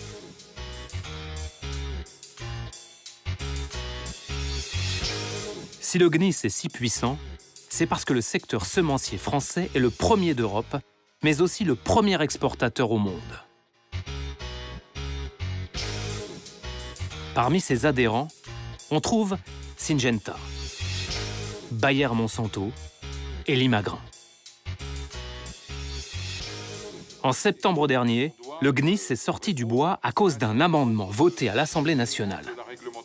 Ce texte autorisait la vente de semences non inscrites au catalogue aux jardiniers amateurs. Laissons cuisiner les gens et laissez-les librement échanger, ce qui va permettre de faire des bons produits. Pour s'y opposer, le GNIS a diffusé cette vidéo sur les réseaux sociaux. Sauvons nos jardins. Son porte-parole tente de semer la terreur dans les potagers. Ils n'auront plus de garantie qu'elles sont indemnes de maladie. Et faire ça semble quand même extrêmement dommageable pour la santé de nos jardins. Alors n'hésitons pas, sauvons nos jardins. Rien que ça. Dans un communiqué de presse, le GNIS va même plus loin. Il parle carrément de légumes toxiques. L'amendement est voté, mais retoqué par le Conseil constitutionnel. Les semences hors catalogue restent interdites de vente. Mais sont-elles une véritable menace?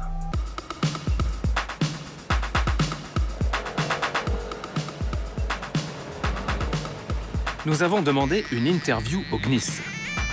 Le lobby des semenciers occupe la quasi-totalité de cet immeuble du centre de Paris. Alors, GNIS. Ah, accueil, c'est au premier. On y va. Comme chez Limagrain, la chef de la com a recruté une personne pour tout filmer. Bonjour.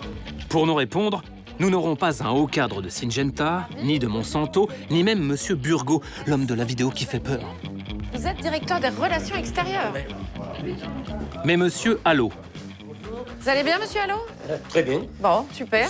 Bonjour. Ce membre du conseil d'administration du GNIS est un petit cultivateur qui produit des graines d'oignon pour le compte des semenciers. Alors, vous arrivez d'où, Monsieur Allot, du coup? Castelnaudary. Vous êtes dans la capitale du cassoulet, mais vous faites pas de cassoulet. Gamin, j'étais vraiment le jardinier de la famille. Ouais. La passion des légumes a fait que... Voilà. D'accord, ok. Je vous embarque.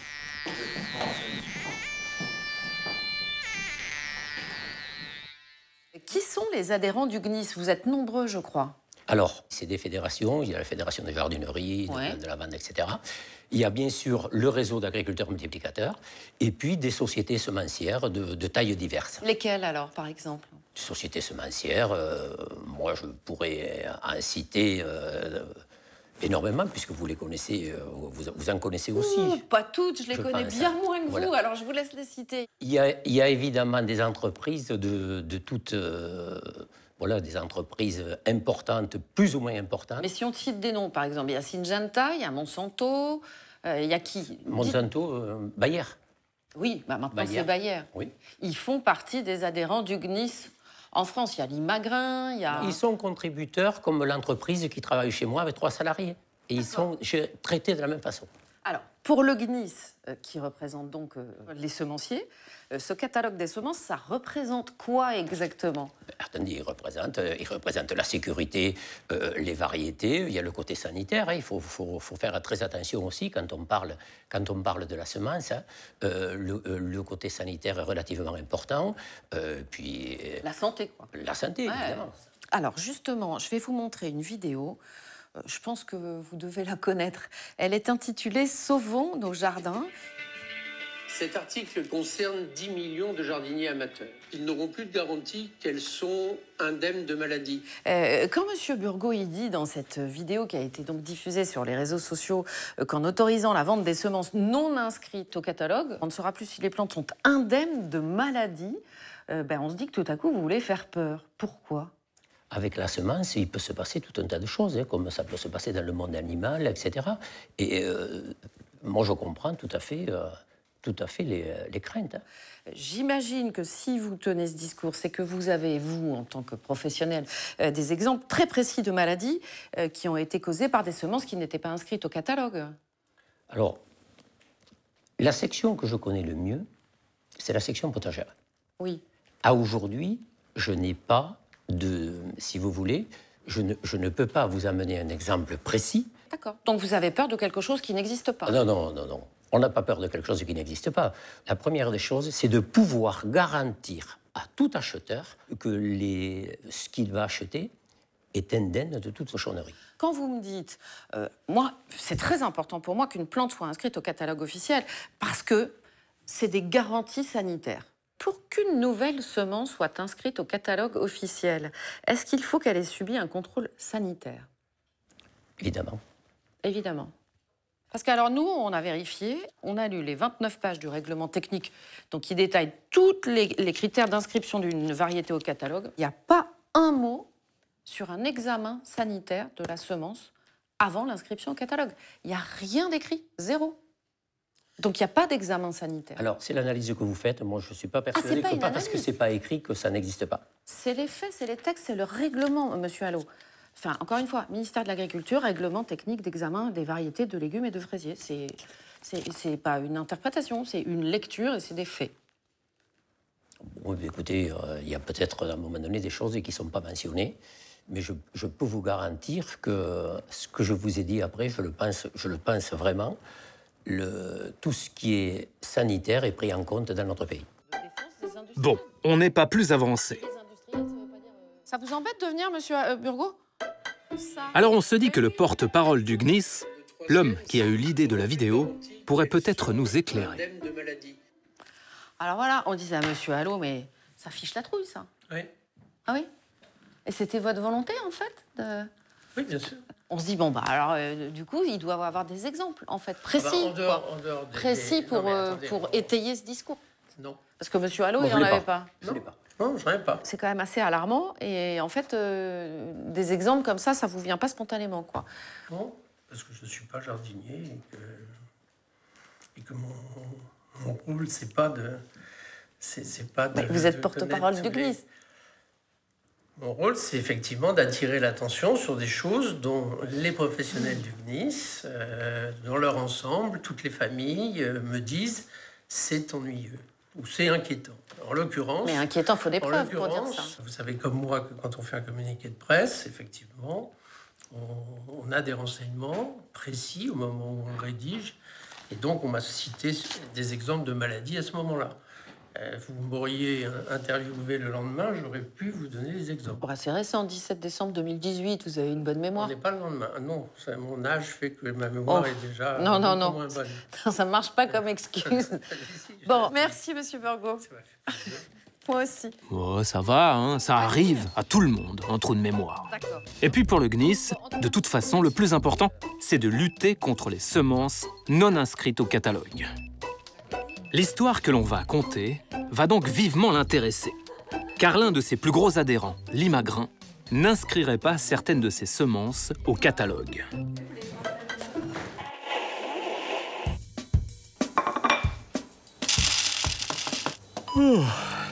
C'était à l'heure du petit déjeuner, avec le pain de mie Jacquet. On était là, tranquille, quand on a eu une révélation croustillante.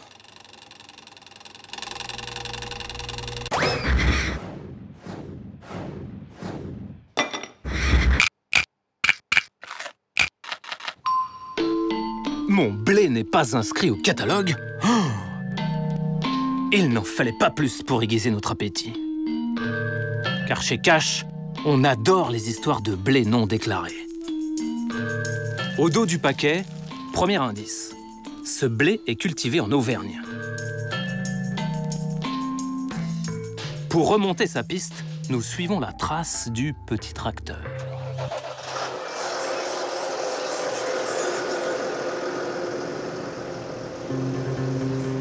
C'est comme ça qu'on se retrouve sur les terres de Jacquet et de sa maison mère, Limagrin.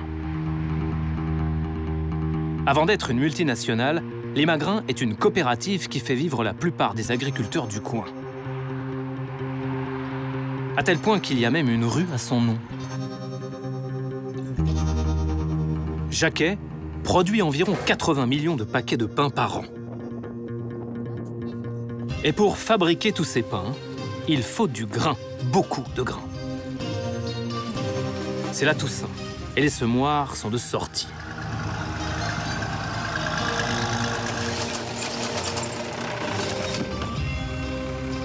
Pour savoir quelles sont les variétés semées, nous allons à la rencontre des agriculteurs qui travaillent pour la coopérative. Comme Stéphane Chevarier, fidèle à Limagrin depuis 23 ans. Il remplit sa trémie avec ses semences de blé. Elles sont roses, car enrobées de pesticides. Qu'est-ce que vous mettez là? C'est la semence de blé, ciblée pour Limagrin. Elle est destinée à quoi, cette semence? Celle-ci, c'est pour la filière Jacquet, pour faire des pains de mie, théoriquement. On les trouve ailleurs, si j'en achète je peux en acheter en Bretagne de ces variétés-là ou pas? C'est une variété réservée, ça aussi, c'est des variétés réservées. D'accord, donc Uli 35, c'est une variété réservée. Réservée Limagrin. Et si je veux regarder dans les catalogues, catalogues de semences? Celle-ci, elle n'y est pas, celle-ci non plus. Limagrin, le plus gros semencier français, utiliserait donc 2 variétés de blé qui ne seraient pas inscrites au catalogue. On a vérifié. Effectivement, dans le catalogue officiel, aucune trace de ciblé ou de Luli 35.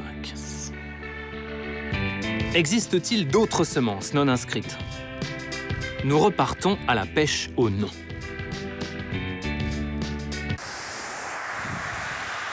C'est quelle variété? Là, c'est du variété serré fort et ça va servir à faire du pain, de la farine pour faire du pain. Entre autres, du pain Jacquet. Et vous avez combien de variétés en tout? Alors, j'ai de l'Uli 11, du serré fort et de l'Uli 35. Je cultive du ciblé, du bifort, de l'Uli 12 sur 8 hectares à peu près. C'est la variété réservée que je travaille avec Limagrin.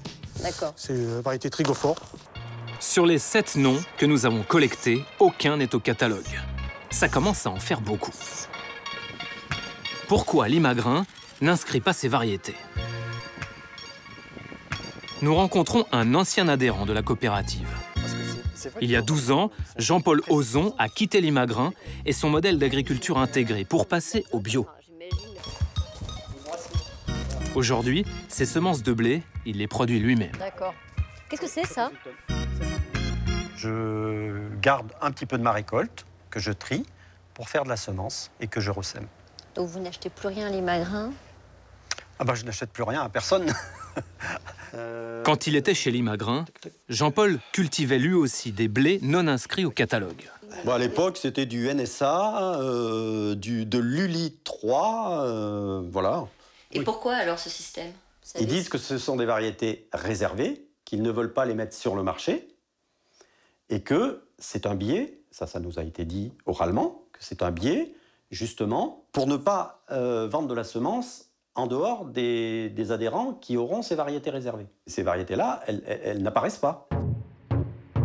En Auvergne, ces semences non inscrites ont représenté près d'un quart des blés cultivés en 2018, soit 27 233 hectares exactement, selon les déclarations des professionnels auprès du ministère de l'Agriculture.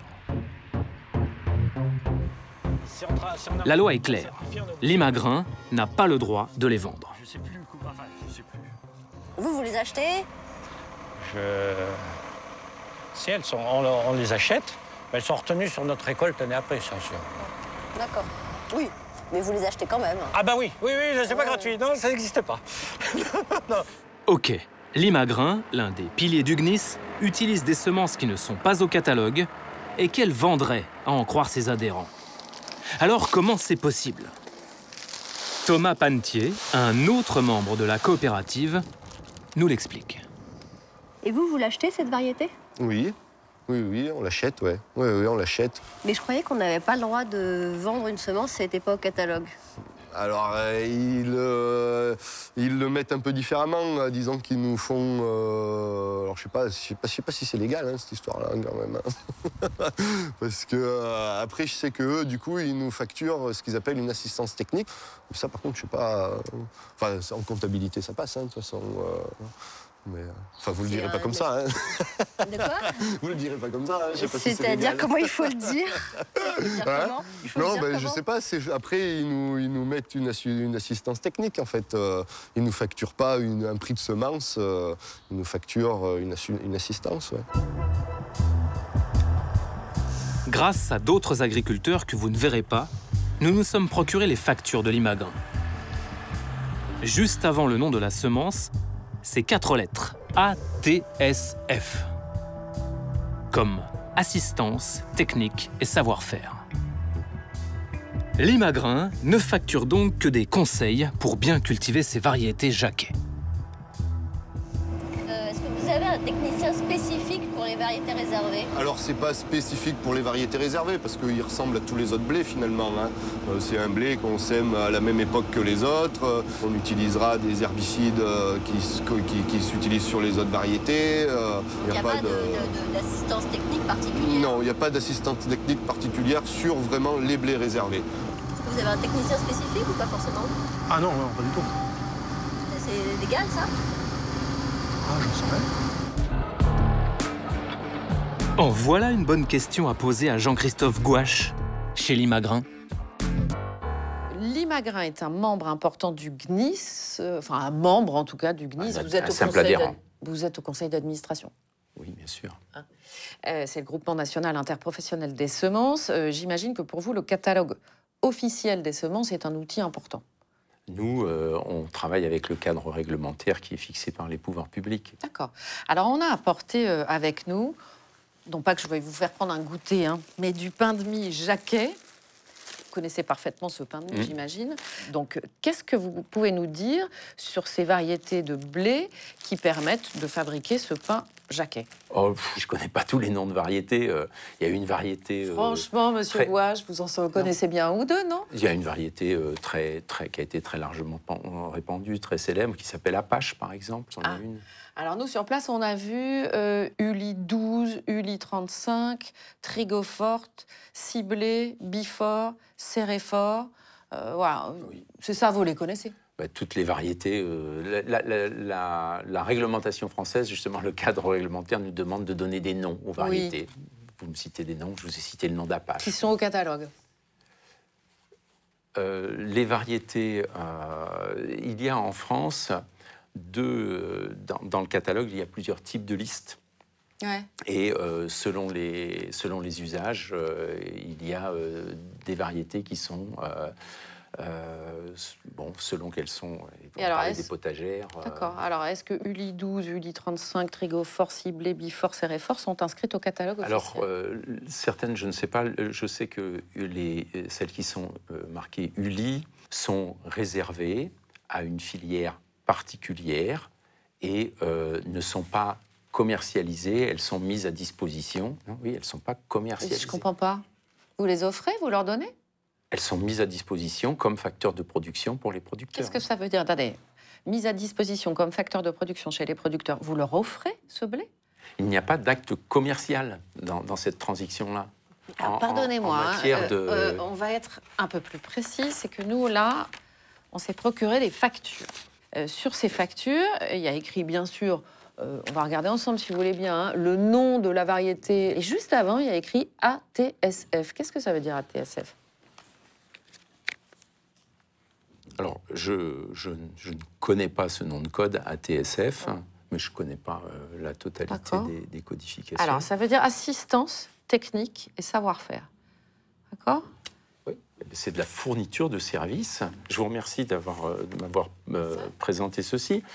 Je vous ai dit qu'on faisait de la mise à disposition et que cette mise à disposition, oui, elle n'était pas gratuite et que c'était l'ensemble pour faire cette production tracée. D'accord. Mais quel service vous fournissez aux agriculteurs? Mais cette semence.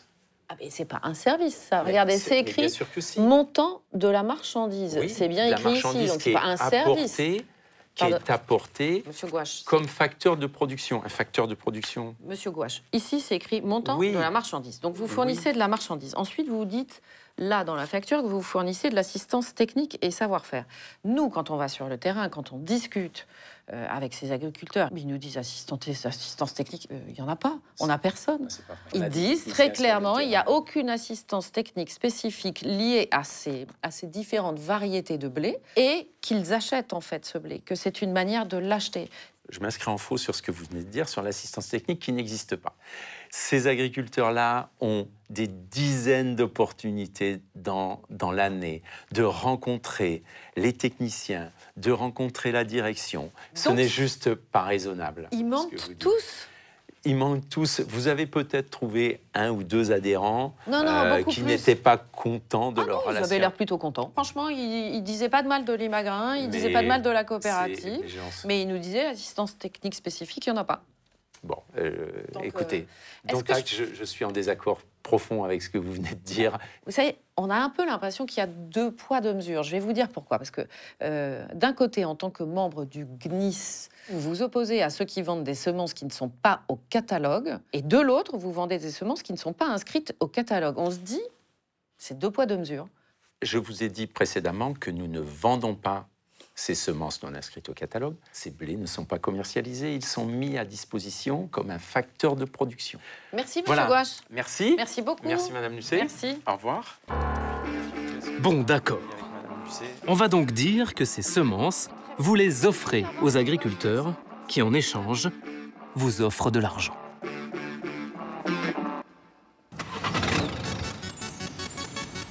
Moins de goût, moins de nutriments et moins de diversité. À force de transformer les végétaux, les industriels de la semence ne sont-ils pas allés trop loin? Au risque de créer des variétés indigestes. La question se pose pour le blé. Il faut dire qu'aujourd'hui, cette céréale n'a plus rien à voir avec celle de grand-papa. De nombreux agriculteurs ont participé aujourd'hui à la journée des blés organisée par... Dans les années 60, l'épice se portait haut, jusqu'au nœud de la cravate. La journée traditionnelle des blés. Désormais, il plafonne à 90 cm. Plus pratique pour la moissonneuse-batteuse. Grâce à cette transformation, la productivité a triplé. Avec 36 millions de tonnes par an, la France est le premier producteur européen.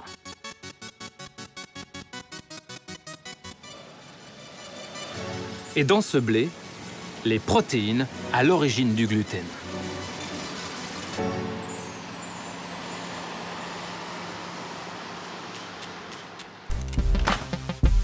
Le gluten, une substance utilisée dans toute l'industrie agroalimentaire. Les pâtes, le pain, la bière et même la charcuterie. Sauf que ce gluten est aujourd'hui accusé de nous rendre malades. C'est un médecin américain qui a lancé l'alerte. Boston, sur la côte est des États-Unis.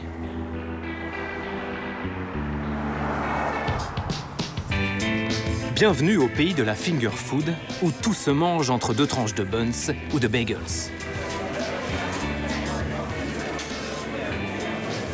Comme les Français, les Américains engloutissent 60 kilos de pain par an.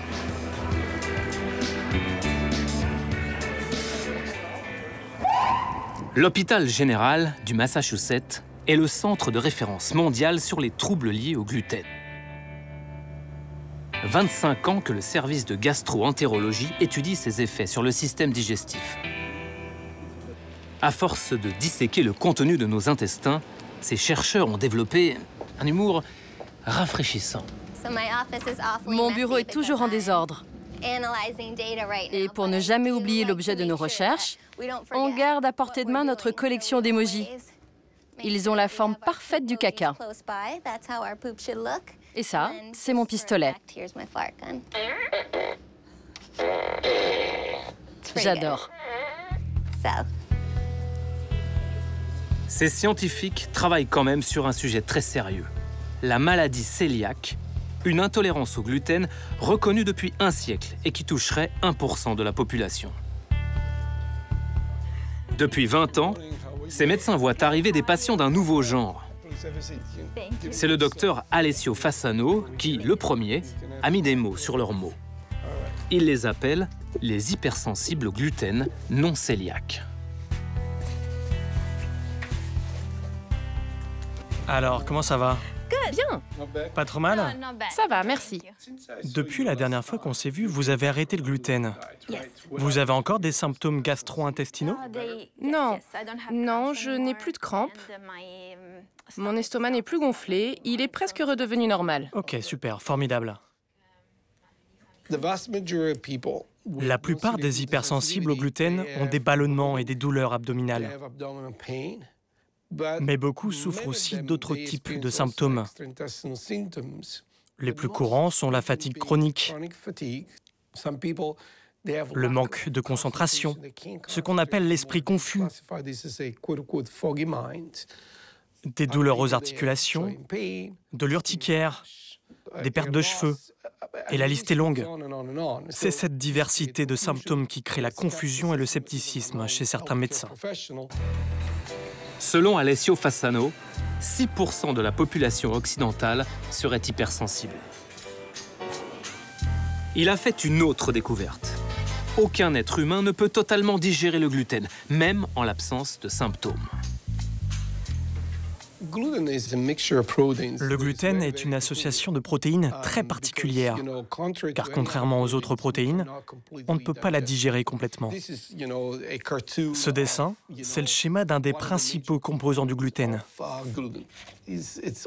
Tous ces petits ronds-là sont comme les perles d'un collier. Nos enzymes doivent démanteler ce collier et le casser en petites pièces. Mais nos enzymes n'arrivent pas à casser ces fragments qu'on a coloriés en bleu, en vert, en jaune et en orange. Donc, on ne peut pas les digérer. Vous pensez qu'il y a une augmentation des problèmes liés au gluten?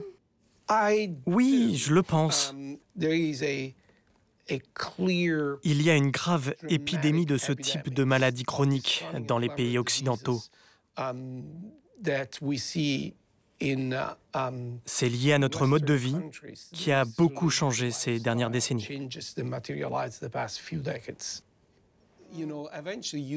Que s'est-il passé pour que le gluten soit moins digeste qu'avant? À Dalais, face au Puy de Dôme, voici l'homme qui a transformé notre pain quotidien. Gérard Branlard est un des experts du blé les plus réputés de l'INRA, l'Institut national de la recherche agronomique. Aujourd'hui, ce chercheur met la blouse spécialement pour nous. Avis aux parents, c'est l'instant activité manuelle du mercredi. Avec le glutorial, comment fabriquer soi-même du gluten. La pâte, elle est faite avec farine plus eau. L'objectif, c'est d'avoir une boule de pâte qui ne colle pas au doigt. Le gluten n'existe pas dans le grain. Dans le grain n'existent que les protéines qui constituent le gluten. Là, maintenant, je vais former le gluten en obligeant les protéines à être en contact avec l'eau, en faisant un pétrissage pendant au moins 5 minutes. Après, il faut rincer la pâte pour dissoudre toutes les autres substances.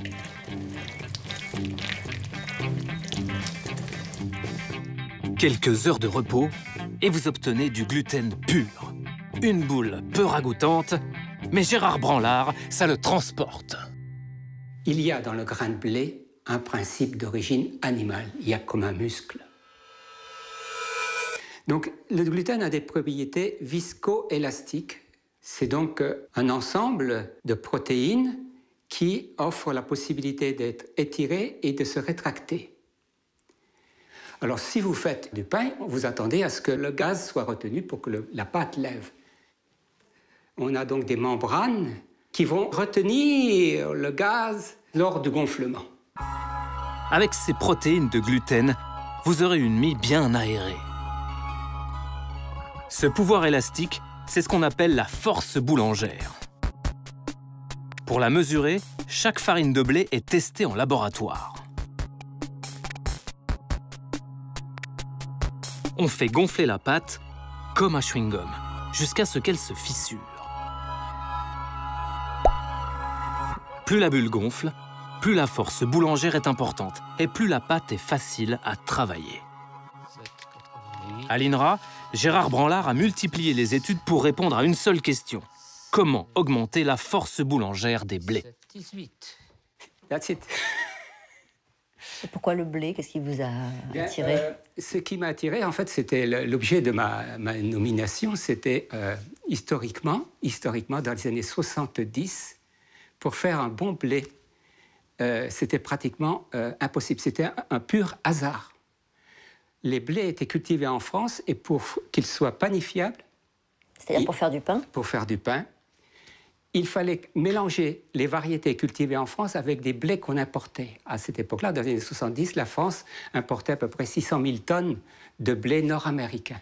Les professionnels étaient venus voir la direction de l'INRA en disant « Trouvez-nous des outils, des personnes pour répondre à notre question. » On ne sait pas. Professionnels, c'est-à-dire? Professionnels et le sélectionneur.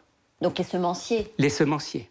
Et donc, en moins de 7-8 ans, on leur a donné les outils pour pouvoir améliorer la qualité des blés. C'était à la fin des années 80. À l'INRA, Gérard Branlard et ses collègues se mettent au service des industriels de la semence. Alors, les recherches qui sont faites sur les protéines du blé s'intéressent principalement à la qualité des blés, la qualité boulangère, l'utilisation essentielle du blé, faire du pain. Ça se passe comme ça dans le monde de la recherche en agroalimentaire. Ce sont les industriels qui financent en grande partie les études. Voici la liste des programmes que Gérard Branlard a pilotés durant sa carrière. Parmi les sources de financement, l'IMAGRIN et même le GNIS.